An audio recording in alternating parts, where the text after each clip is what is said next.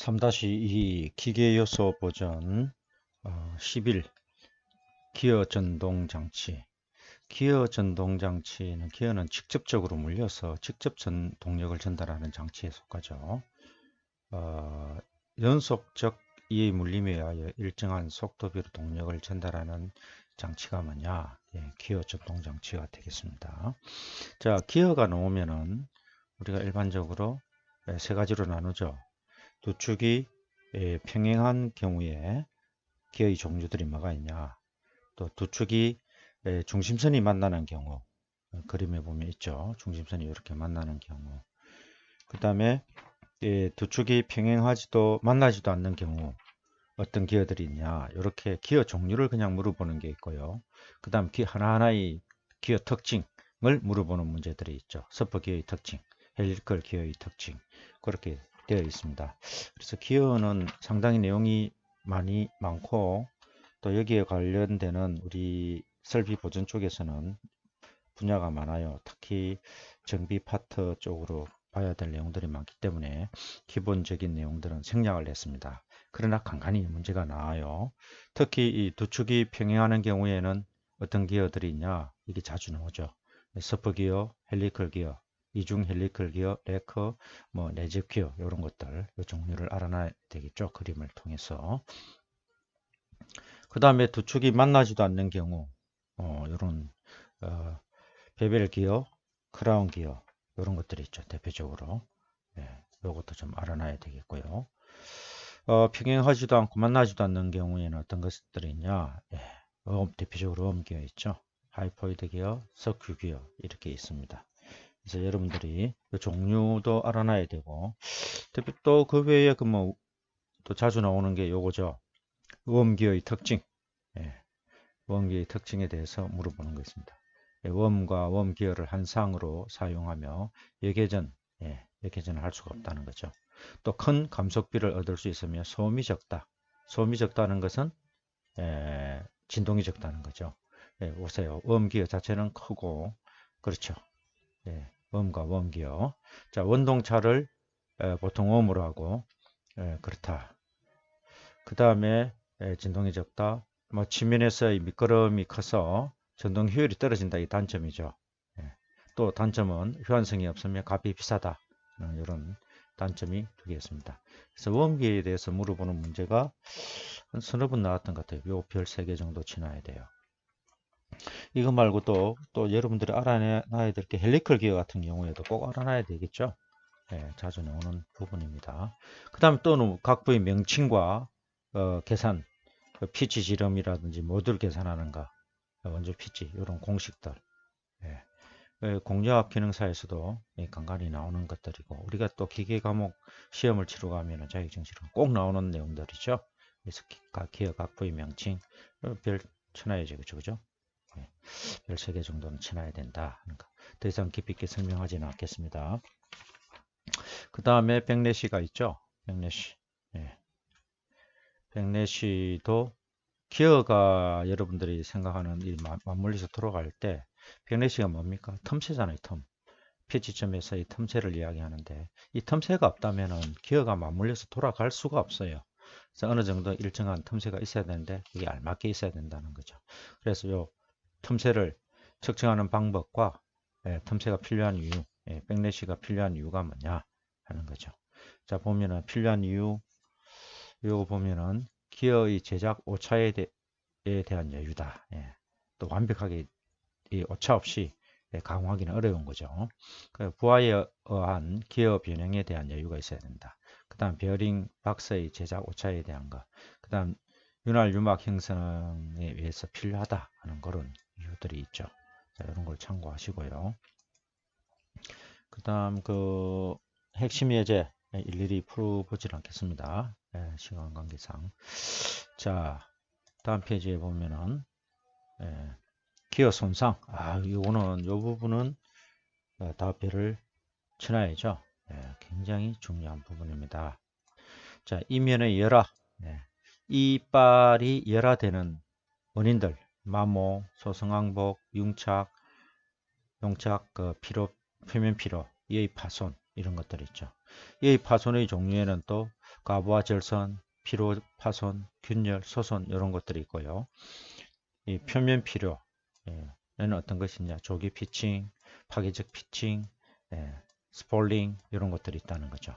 그래서 요 이면의 열화 원인들도 이런 항목들이 있고 그 세부적인 거 요것도 시험에 잘 나오죠. 특히 표면 피로 이런 거는 서너 번씩 나왔습니다. 그래서 꼭 참고해 주길 바라고요.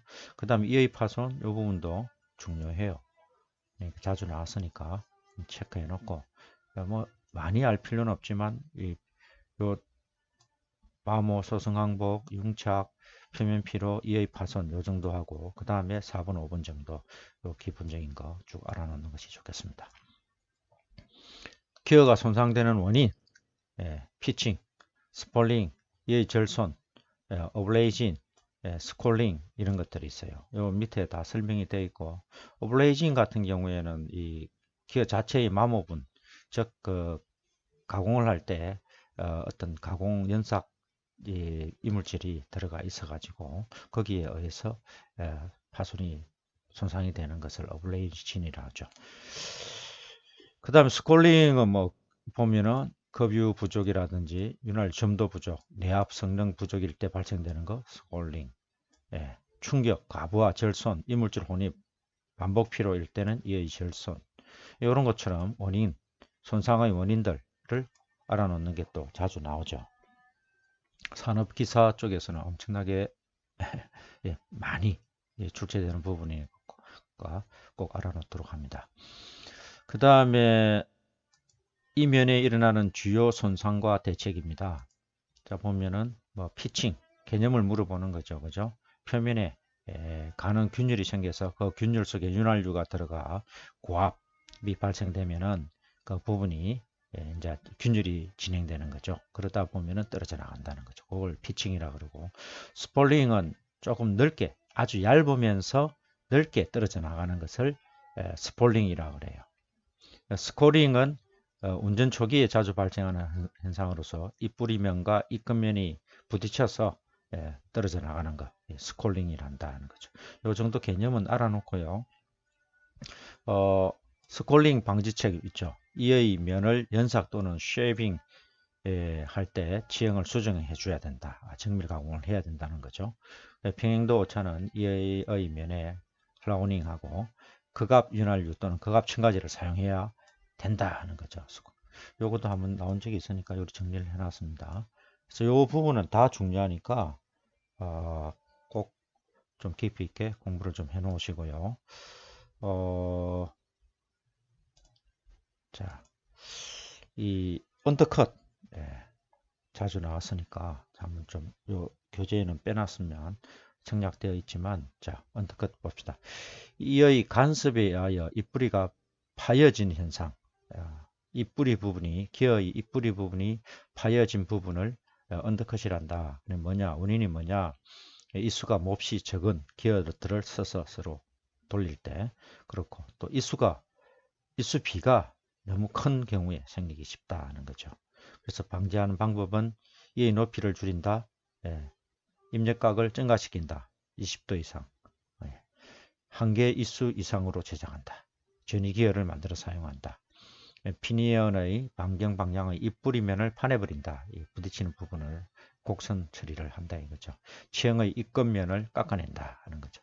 언더컷 방지법 같은 거 이런 것도 꼭 알아놓고 기어의 치면 열화, 습동마모, 소승항복, 용착, 표면의 피로, 간섭 아까 했던 거죠, 그죠?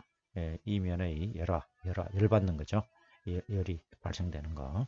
열이 발생된다는 것은 기기가 좋은 건 아니죠. 사람도 건강에 문제가 생기면 제일 먼저 열이 먼저 생기죠. 그런 것처럼 좋지는 않다는 거죠. 자, 이런 게 있고요. 다시 돌아와서 핵심 예제를 풀어보면서 어떤 문제들이 나오는가 하는 것들을 참고해서 공부를 좀 해주면 되겠습니다. 자, 벨트 및 체인 전동. 이거는 간접 전동 장치죠. 간접. 아까 기어는 직접이고 벨트나 체인은 간접이다 했죠.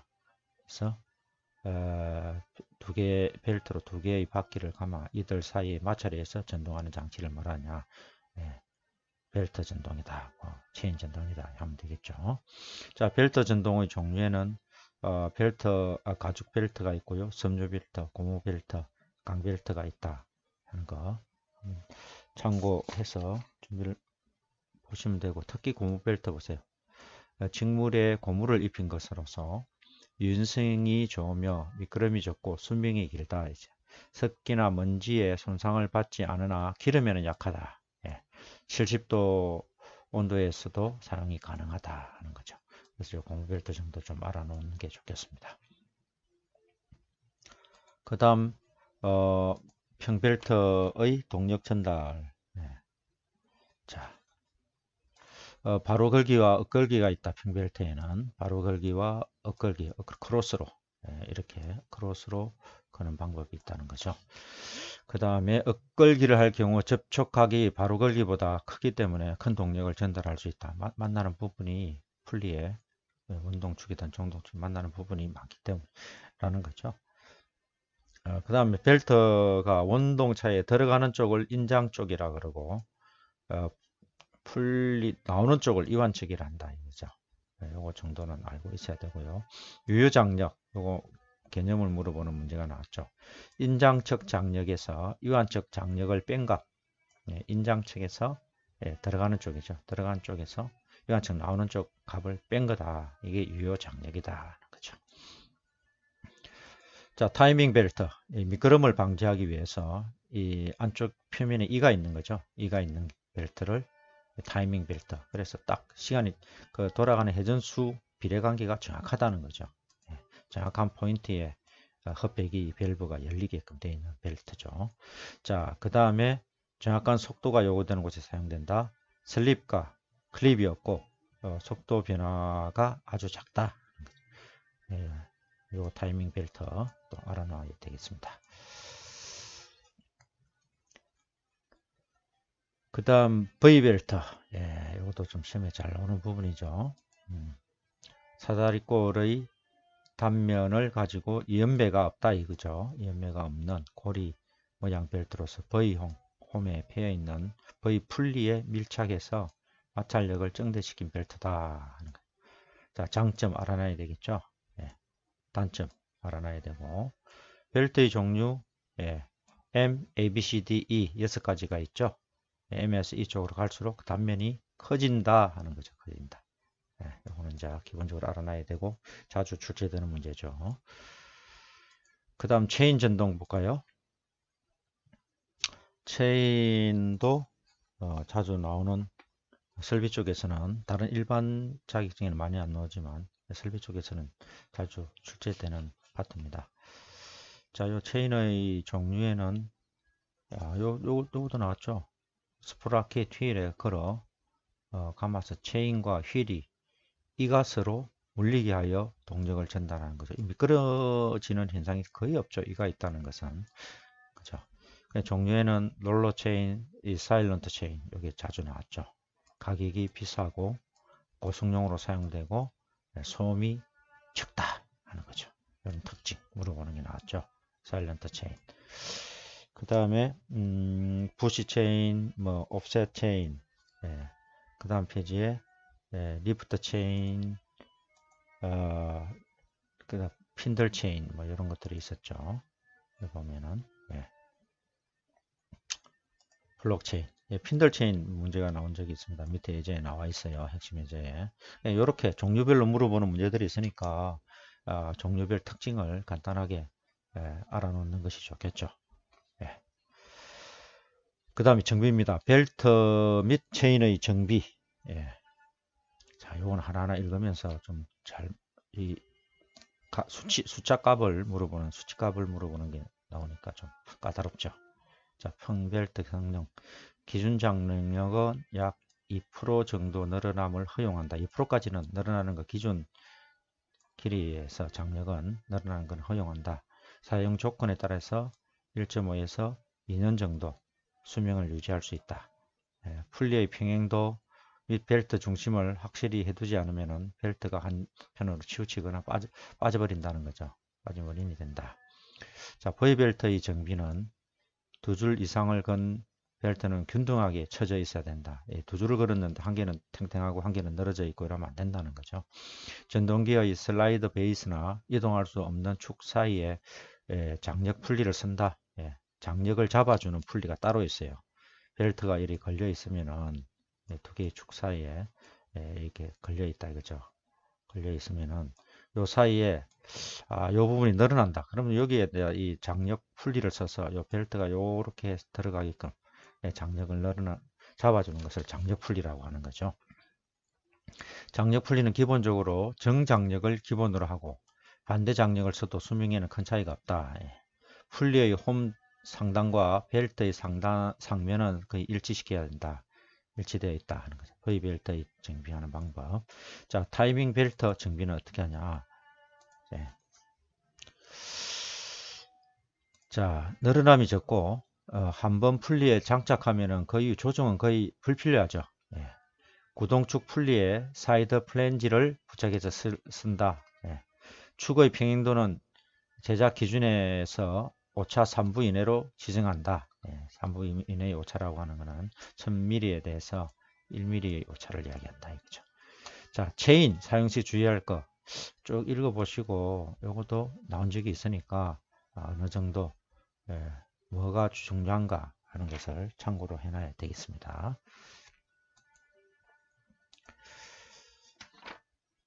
자, 그 다음 체인 검사. 요것도 잘 나왔죠. 체인의 길이가 처음보다 5% 이상 늘어났을 때, 그 다음에 단면 직경이 10% 이상 감소했을 때 달았다는 거죠. 균열이 발생했을 때 갈아야 된다 하는 거죠. 자, 체인 윤활 및 거는 방법 있고요. 여기서 보면은 요거 느슨한 척을 손으로 눌러보고 그림과 같이 S에서 S-까지 요 폭 눌려서 움직일 늘어난 축의 폭이 벨트 폭의 2에서 4배 정도가 되면은 이 값이 되면은 적당하다 하는 거죠. 그는 걸었을 때 2에서 4배 정도가 적당하다 하는 겁니다. 이 정도 참고를 해주면 되겠습니다. 또 핵심 예제 풀어보시고요. 두 문제 나왔죠. 그 다음에 클러치가 나왔네요. 클러치는 직접 전돌 장치에 속하는데 끝부분에 나왔습니다. 자, 클러치는 요거 이 기어는 딱 물려서 동력 전달하는 장치고 요거는 동력을 붙였다 뗐다 해제가 용이한 거죠. 용이한 축이다. 해제. 요 특징이죠. 알고 있어야 되겠죠. 다 알고 있죠. 자, 종류는 맞물린 클러치, 마찰 클러치, 유체 클러치, 일방향 클러치, 전자력 클러치가 있습니다. 그죠? 전자력 클러치에 대해서 나온 적이 있죠. 전자력 클러치. 그래서 요것도 아주 별 3개 정도 지나야 되겠죠. 전자력 클러치.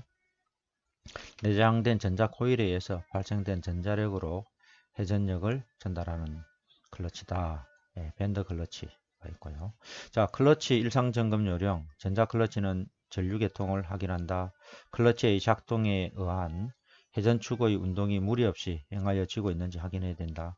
클러치가 유격, 급유격이면 적정 유면이 유지되어 있는지 확인해야 된다. 전자 클러치의 작동 상태가 최근 변하지 않았는가를 확인하는 것이 크게 중요하다. 자, 이렇게 4가지 좀 참고를 해주시고 핵심 예제도 풀어서 준비를 어떻게 공부를 해야 되겠나 참고하면 되겠습니다. 자, 제동장치 브레이크죠. 기계 운동 부분의 에너지를 흡수해서 속도를 낮게 하든가 정지시키는 장치를 뭐라 한다? 제동장치라는 거죠. 브레이크의 역할 있고요. 동력원에 따라 분류하면 이런 것들이 있습니다. 그 다음에 작동 부분의 구조에 따라 분류하면은 블록 또는 드럼 브레이커, 디스크 브레이커, 밴더 브레이커가 이렇게 있습니다. 요거 말고 지금 하나 더 여기 하나 있죠. 자동 하중 자동 하중 브레이크라고 하는 게 있어요. 자, 물체를 올릴 때는 제동 작용을 하지 않고 올라갑니다. 그러다가 클러치 작용하며 물체를 아래로 내릴 때는 속도를 조절하거나 정지시킬 때 사용하는 브레이크. 내려올 때는 내려오지 않게끔 하는 거죠. 일반적으로 보면 자동 하중 브레이크 또는 레치 휠이라고 그러죠. 올라갈 때는 딸깍딸깍 소리 내면서 올라가지만 거꾸로 동작될 때는 기어의 이빨이 물려가지고 더 이상 역회전 할 수 없게끔 해주는 거죠. 그런 거 있고, 자, 자동 하중 브레이크, 자동 무게에 의해서 속도 조절 정지가 되는 그런 브레이크가 있다 하는 거죠. 요것도 참고를 좀 해주시기 바랍니다. 자동 하중 브레이크가 몇 번 나온 적이 있기 때문에 언급을 했습니다. 그 다음에 작동 방향에 따른 분류를 하면은 반지름 방향으로 밀어붙이는 거, 축 방향으로 밀어붙이는 형식, 자동 브레이크 이런 것들이 있죠. 그래서 이렇게 간단하게 핵심적인 것만 정리를 해놨으니까 이것도 읽으면서 조금 숙지를 해놓고 기출 문제 나중에 풀어보면서 이런 거 한두 개 나온 것들이 있을 때는 조금 참고를 해주길 바랍니다. 자, 핵심 예제 있죠? 참고하시고. 자, 이제 줄거리용 기기와 검사입니다. 그래서 이렇게 분야가 너무 많은데 간간히 나오기 때문에 또 무시할 수는 없죠. 한 번씩 읽으면서 나왔던 것들을 다 핵심적인 것만 정리해 놨으니까 책에 있는 것만큼은 꼭 좀 준비를 해 놔야 되겠습니다. 자, 줄거리용 기기의 검사 기준, 회전 횟수, 운반 중량 등에 따라 교체하는 것으로서 주 1회 또는 월 2, 3회 정도 정기 점검을 꼭 해줘야 된다. 요즘 줄거리 관련해서 사고가 많이 생기고 있죠. 자, 밑에 보면은 와이어 로프의 검사 기준이 있습니다. 자, 요거 시험에 자주 나오죠. 와이어 로프는 1년, 이 1년이라고 하는 거는 꼬임 간격을 이야기합니다. 한 꼬임 간격에 소선의 수가 10% 이상 절단되었을 때는 갈아야 되겠죠. 그 다음에 직경의 감소 공칭경의 7% 이상일 때 7%. 요 시험에 보면 밑에 보면은 핵심 예제는 5% 이상일 때 이렇게 나와요. 그러니까 참 애매모호하죠. 이런 거 7% 정도 개념을 좀 잡아놓고 비틀림이 생겼을 때 심하게 변형이 발생되었을 때 사용해서는 안 된다 하는 거죠. 갈아줘야 된다 하는 겁니다.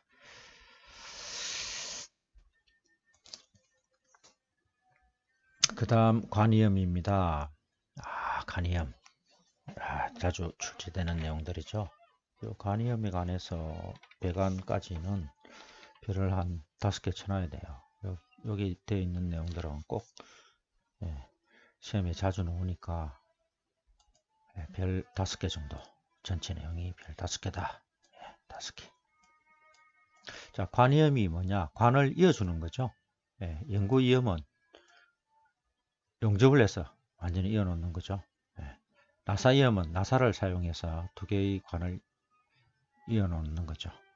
그 다음에 힘이염이 있고 신축이염이 있습니다. 신축이염 이게 잘 나오죠. 온도 변화에 따라서 관이 열 변형이 생기는 것을 터지지 않게끔 잡아주는 것이 신축이염이라는 거죠. 자, 관이염의 종류 또 나오죠. 영구이염, 영구적으로 하는 거. 자, 분리 가능 이염에는 어떤 것들이 있나 볼까요? 자, 분리 가능 이염에는 나사식, 나사로 분해, 또 체결할 수 있는 거죠. 패킹 이염, 생이염이라 그럽니다. 파이프에 나사를 내지 않고 이염을 하는 거예요. 그래서 생이염, 숙련이 불필요하고 시간과 공정이 절약된다. 그냥 탁 끼웠다가 바로 빼는 거죠. 턱걸이염 있고 플랜지염, 플랜지, 관 끝부분에 플랜지를 나사이염을 하는 거죠. 고무이염, 신축이염. 자, 신축이염 별표 쳐놓고요. 온도 변화, 열 응력 발생에 따라 신축 작용을 할 때 신축량을 흡수, 조정할 목적으로 사용하는 이염이다. 종류가 어떤 것들이 있냐 이런 것도 물어보는 게 나왔어요. 파연관이염, 미끄럼이염, GL이염, 소켓이염 이런 것들이 있다. 신축 밴드라고 하는 게 있습니다. 밴드를 쓴다. 온도 변화에 따른 변형이 예상되는 곳에 신축 이염을 굳이 할 필요가 없을 때 온도계 설치 라인 등 관의 지름이 작은 곳 등에 사용하여 관 자체 변형량을 흡수하는 것. 밴드 이염이다. 신축 이염 중에 신축 밴드 이염이다 하는 겁니다. 그래서 이렇게 자꾸 읽으면서 개념을 좀 핵심 정리가 되어 있는 것들이니까 참고해 주고요. 이거 핵심 예제 보세요. 이음 방법이 종류 간단하게 물어보는 방법이 있고 조금 깊이 있게 물어보는 방법들이 있어요. 그래서 항상 이 요약 정리된 것을 먼저 한 두세 번 숙지를 한 다음에 나중에 기출문제 풀 때 기출문제 해설도 달려 있으니까 그렇게 또 개념을 잡으면 되겠습니다.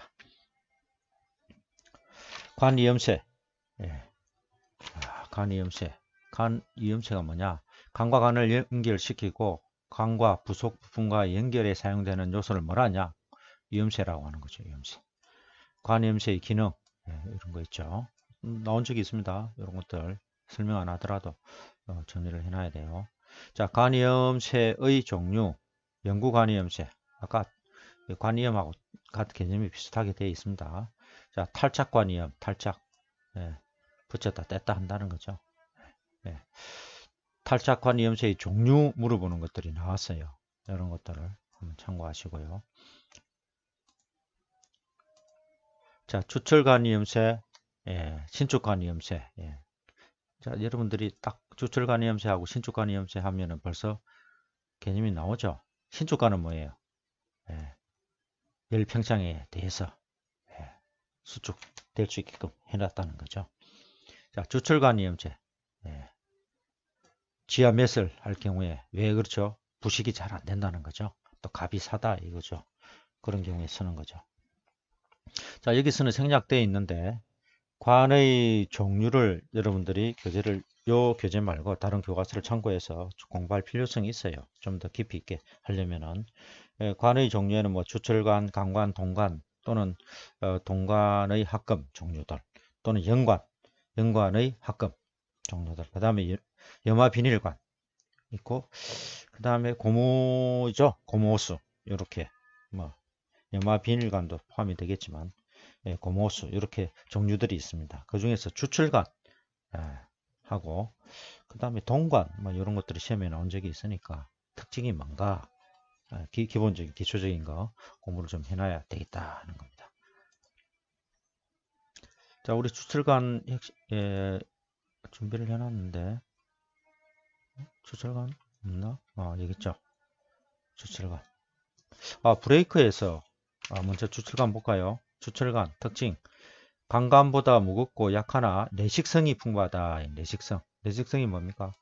예, 독이 잘 안 쓴다는 거죠. 부식이 잘 안 된다는 거죠. 예, 우수하고 가격이 저렴하다. 그래서 수도, 가스, 배수. 우리 일반적으로 메슬간으로 많이 쓰고 있습니다. 그죠? 이것을 주철관이라 한다. 요거 물어보는 문제가 많이 나왔어요. 그 다음에 아까 브레이크에 있어가지고 제동력 관련 게 이제 빠져 있었는데 제가 자, 제동 토크는 자, 주어지는 힘과 그 지름 반지름이죠. 힘과 반지름을 곱해주면 되는데 자, 식이 이렇게 되어 있습니다. 마찰력과 그 작용하는 힘과 그 지름에 대해서 2분의 1이니까 반지름이 되겠죠. 이렇게 곱해주면 돼요.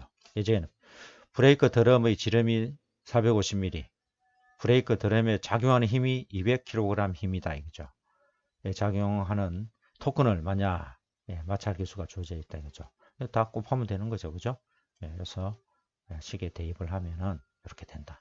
그래서 이런 걸 억지로 외우지 말고 여러분들이 제동력, 토크 생각하면 되잖아요, 그죠? 힘과 그 작용하는 길이만큼에 해당되는 것들이니까 억지로 외우지 말고 유출을 해서 상식 범위 내에서 생각을 해서 식의 대입을 유추해내서 숫자 대입하면 되는 거죠.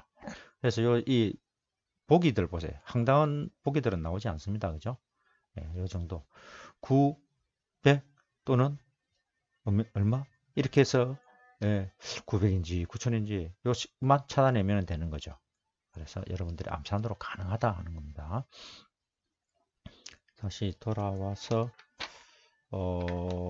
간 이음새까지 했죠. 그 다음 마지막 20 배관 정비입니다. 이 부분도 배관 정비도 자주 나오는 편은 아니지만 간간히 나오죠. 자, 배관 지지 장치의 역할, 간의 중량을 지지한다. 수축 팽창을 흡수한다. 외력에 의한 배관 이동을 제한한다. 이런 거 나온 적이 있어요. 배관 지지 장치의 종류에는 고정식과 가동식, 가동이라고 하는 건 움직인다는 거죠. 그죠? 어느 신축성이 있다. 이렇게 보는 거죠. 표현이 조금 달라졌지만 지금까지 영구고정식, 영구관 또는 있고 신축관 그런 거죠. 신축식 있다는 거죠.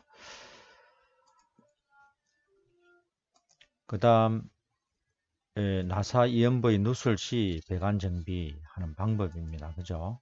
누설 방지 요점은 전기, 물 등의 나사부에서 누설은 간의 나사 부분을 부식시켜 강도 저하나 균열, 파단의 원인이 된다. 그래서 나사 부분에서 주로 많이 일어난다 이거죠. 그래서 더 단단히 지은다든지 그래도 안 된다는 걸 알맞게 지어야 돼요. 더 지으기로 인한 누설 방지 있습니다. 한번 읽어보시고요. 용접부의 누설 시 배관은 어떻게 한다? 어쩔 수 없이 그 부분을 조기에 발견해서 빨리 더 용접을 덧대서 새지 않도록 해줘야 된다. 그 말이죠. 자, 누설의 발견과 방지 요점. 요거는 쉽게 이야기해서 자주 검사를 하고 누설 방지 비누물을 칠을 해서 거품이 나오나 거품이 나오면은 샌다는 거죠. 그런 것을 수시로 점검을 해줘야 된다는 거죠. 그래서 1, 2년에 한 번은 꼭 누설 방지 거품 이걸로 점검을 해줘야 된다 하는 겁니다. 자, 여기까지 해서 핵심 예제도 한번 풀어보시고요. 그래서 한 두세 번 읽고 외운다고 생각하지 마시고 읽으면서 내용을 이해를 하는 것이 제일 중요하다고 생각이 들어요.